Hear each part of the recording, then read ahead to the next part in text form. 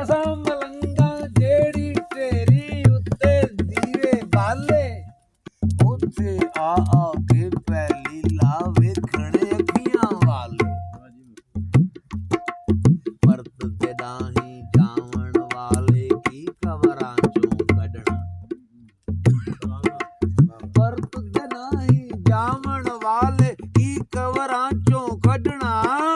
ਪਰ ਮੇਰੇ ਸੰਗ ਗੱਲਾਂ ਕਰਦੇ ਤੋੜ ਜ਼ੁਬਾਨ ਦੇ ਤਾਲੇ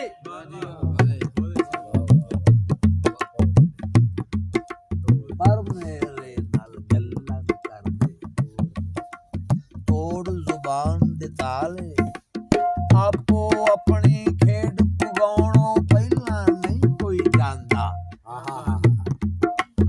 ਆਪੋ ਆਪਣੀ ਖੇਡ ਪੁਗਾਉਣੋਂ ਪਹਿਲਾਂ ਨਹੀਂ ਕੋਈ ਜਾਂਦਾ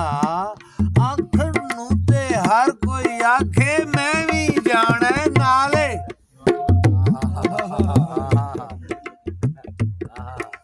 ਸਾਈਂ ਜੀ ਜਿੰਨਾ ਕੂਤਾ ਚਰਿਆ ਜਾਂਦਾ ਉਹਨਾਂ ਨੇੜੇ ਹੋਣਾ ਜਿੰਨਾ ਕੂਤਾ ਚਰਿਆ ਜਾਂਦਾ ਉਹਨਾਂ ਨੇੜੇ ਹੋਣਾ